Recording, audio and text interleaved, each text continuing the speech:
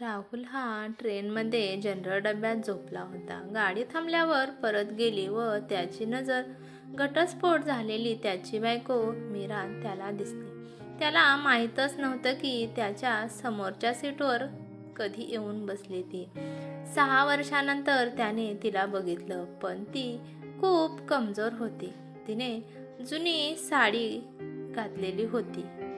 तिने कपाळावर टिकली पण लावली नव्हती आणि मंगळसूत्र देखील घातलं नव्हतं. म्हणजे तिने अजून दुसरं लग्न केलं नव्हतं. काय ती माझ्यासारखीच अजून एकटी आहे? राहुल असा विचार करत होता. तोच मीराची नजर त्याच्यावर पडली. दोघांनी एकमेकांकडे पाहिलं, तर नंतर राहुलने दुसरीकडे बघितलं. अचानक राहुलच्या डोक्यात काय झालं, त्यामुळे तो सीटवरून उतरून खाली आला आणि मीरा शेजारी जाऊन बसला व तिच्या शेजारच्या मुलाला म्हटला की तू वर जाऊन त्या सीटवर बस. तो मुलगा तयार झाला व वरच्या सीटवर जाऊन बसला. तेव्हा तो जाऊन मीराजवळ बसला आणि तिला विचारलं, कशी आहेस मीरा? मीराने त्याच्याकडे न पाहता खिडकीकडे वळून ती म्हणाली, मी ठीक आहे, तू कसा आहेस? तो म्हणाला, मी ठीक आहे. मी पुण्याला चाललो आहे. सणामुळे खूप गर्दी आहे, त्यामुळे रिझर्वेशन सीट नाही मिळाली, त्यामुळे जनरल डब्यामध्ये यावं लागलं. तू कुठे चालली आहेस? ती म्हणाली, मी पण पुण्याला चालले आहे. आजकाल आईही मोठ्या भावाजवळच आहे. आजारी आहे, त्यामुळे भेटायला चालली आहे. खूप वेळ ते दोघे काहीच बोलले नाही. तर राहुल म्हणाला, एक गोष्ट विचारू? मीरा ही डोळ्याच्या नजरेनेच म्हणाली, विचारा. राहुल दबकतच म्हणाला की अजून लग्न का केलं नाहीस? परंतु काहीच बोलले नाही व राहुलने दुसऱ्यांदा नाही विचारले व नंतर मीरा म्हणाली, तुम्ही लग्न का केलं नाही? राहुलने पण काही न बोलता मान डोलावली. दोघे पण काहीच बोलत नव्हते, एकमेकांना परके असल्यासारखे. डब्यामध्ये वडापाव विकणारा आला होता. राहुलने विचारलं, खाणार का? मीराने नको म्हणत मान डोलावली. राहुल हा रिक्वेस्ट करून विचारत होता, खा ग, तुझ्यासोबत मी पण खाईल. माहीत आहे त्या मोठी कमजोरी वडापाव आहे. थोडीशी हसले, आपले महसूस केले. तेवढ्यात मीरा म्हणाली, पैसे मी देणार. व राहुल काहीच बोलला नाही व मीराने 2 वडापाव विकत घेतले. ती एक वडापाव राहुलला देत असताना म्हणाली, आता मी पण कमवत आहे. एका सरकारी शाळेत शिकवत आहे. महिन्याला 10,000 रुपये पगार भेटतो. वडापाव खाताना राहुल म्हणाला, घटस्फोटाच्या वेळी कोर्टाच्या आदेशानुसार मी तुला 30 लाख रुपये देत होतो. त्यावेळी ते तू घेतले असते तर तू एखादी शाळा उघडली असती. तेवढी तू स्वाभिमानी आहेस. आणि आत्ताच्या काळात पैशाशिवाय काहीही घडत नाही. माझ्या मुलाला काय उत्तर दिलं असतं? माझा मुलगा म्हणाला असता की ज्याला सोडून आली आहेस आणि त्याच्याच पैशावर जगत आहेस. राहुल म्हणाला, तू खूप छान आहेस आणि मासूम पण. हा अनुभव मला तुझ्याकडून घटस्फोट घेतल्यावर जाणून आला. मी पण खात्री नाही वाटणार त्याची. मी आता खूप बदललो आहे आणि आता दारू पण पित नाही. मला राग तर अजिबात येत नाही. आता मी कोणाला तू किती खालच्या पातळीचा आहे हे पण दाखवून देण्याचं काम करत नाही. जे तुला आवडत नव्हतं ते मी सगळं सोडून दिलं आहे आणि त्या माझ्या सर्व वाईट सवयींनी सोडून दिल्या आहेत. ती नाराज होऊन म्हणाली, आता काय फायदा त्याचा? तेव्हा मी नको म्हणून सांगत होते, तेव्हा तुम्ही माझी एकही गोष्ट ऐकून घेत नव्हता. त्यामुळे मी सतत टेन्शनमध्ये असायचे. त्यामुळे माझा 2 वेळा गर्भपात झाला.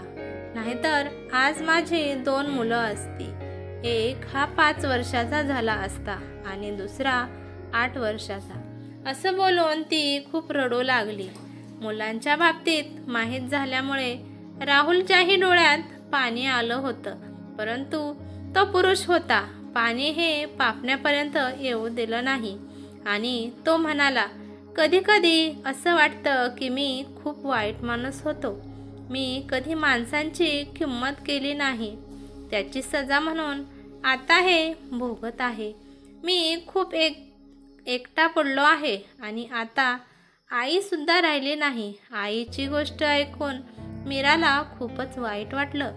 आईच्या विश्वासावर तर मी सगळं सोडून आले होते. परंतु त्यांना काय झालं होतं, त्यामुळे भावना झाल्यामुळे त्यांच्या अश्रूंना आवरू शकलं नाही.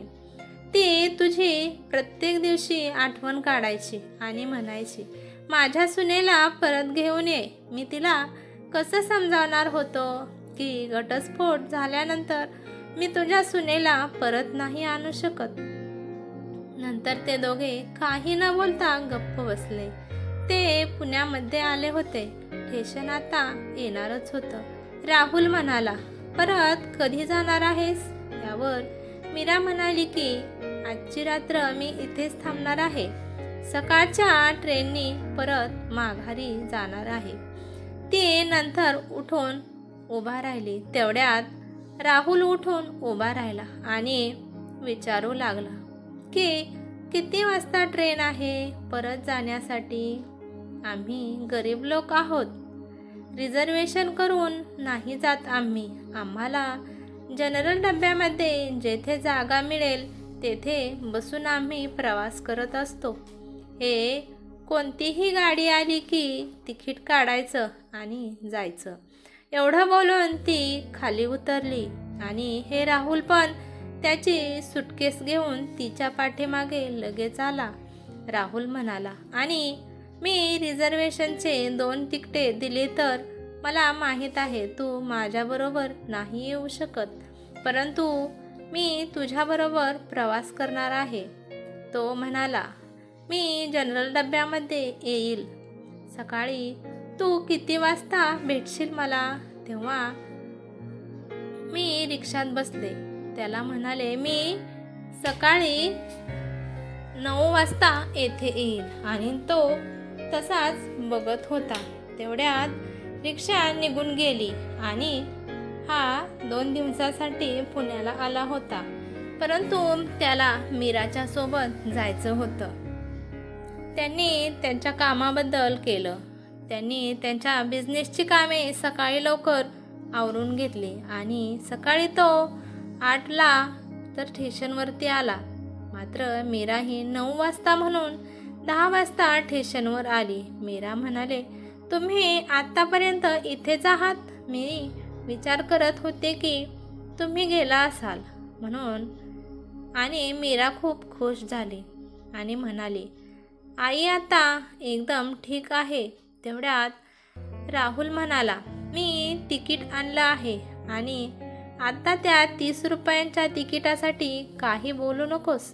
मीरा हसत हसत म्हणाली, ट्रेन येण्यासाठी अर्धा तास बाकी आहे. चला आपण तोपर्यंत वडापाव खाऊ. पण पैसे मी देणार, म्हणजे हिशोब बरोबर होईल. एवढं बोलून नंतर ती लाजली होती. ती जेव्हाही हसत होती त्यावेळेस राहुलची नजर तिच्या चेहऱ्यावर पडत होती. दोघांचा वडापाव खाऊन झाला. तेवढ्यात ट्रेन आली आणि नंतर पुन्हा एक नवीन प्रवास सुरू झाला. परंतु हा प्रवास काही वेगळाच होता. राहुल हा काहीतरी सांगण्यासाठी विचारत होता, परंतु तो घाबरत देखील होता. आणि ती नाही म्हणाली तर? राहुल हा नोटीस करत होता की मीरा तिच्या मोठ्या भावाच्या घरून नवीन साडी घालून आली होती. ती खूप सुंदर दिसत होती. खिडकीमधून थंडगार हवा अशी येत होती आणि तो हवेच्या झोक्यामधून तिच्या गालावर केसाची बट आली होती. मीराला असं पाहून राहुलच्या मनात एक आस निर्माण झाली होती. बायकांची पण जगण्याची एक प्रेरणा असते, परंतु ती मला सांभाळून ठेवता आली नाही. राहुलची मनस्थिती पाहून मीरा म्हणाली, काय झालं? तुम्ही इतके शांत शांत का आहात? मीरा म्हणाली, तुम्ही दोस्त म्हणून माझ्याशी काही बोलू शकता. राहुल म्हणाला, मला दोस्ती नाही पाहिजे. मीरा आश्चर्यचकित झाली आणि म्हणाली की माझ्यासोबत प्रवास करण्यासाठी इतके उतावळे का होतात?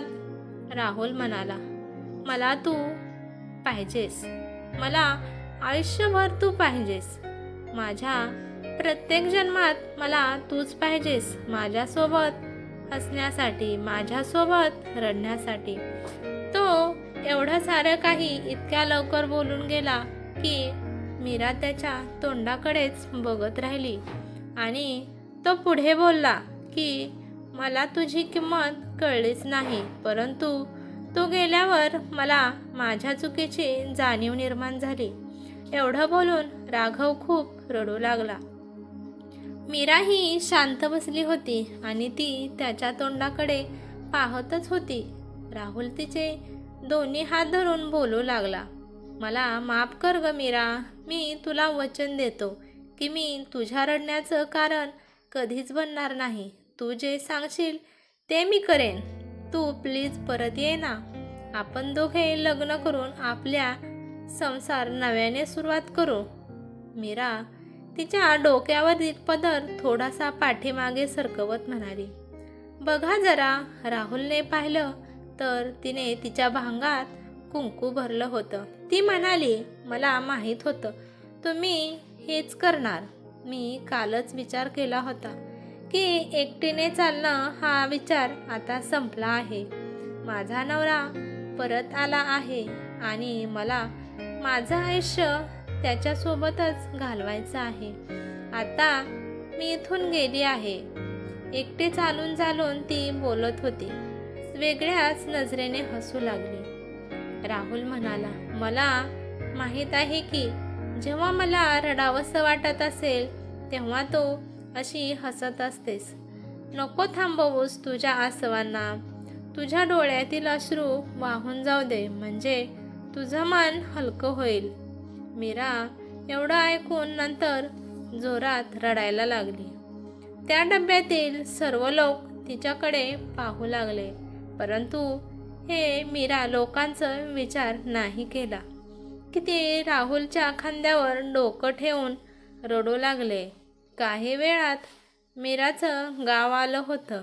गाडी थोडा वेळ थांबली व नंतर चालू झाली. मीराला आता तेथे उतरायचं नव्हतं. जीवनामध्ये पुन्हा एक नवीन प्रवास सुरू झाला आहे. आता तिचं ध्येय माहेर नसून सासर हे होतं. इतक्या वर्षातून ज्याची येण्याची वाट बघत होते आणि आता राहुलच्या खांद्यावर डोकं ठेवून शांतपणे पडले होते. डोळे बंद करून की शांतपणे मनातल्या मनात हसत होती, एका लहान बाळासारखं. ही कथा कशी वाटली ते मला नक्कीच कमेंट करून सांगा. कथा आवडल्यास लाईक आणि शेअर करा. चॅनलवरती नवीन असाल तर सबस्क्राईब करा. धन्यवाद.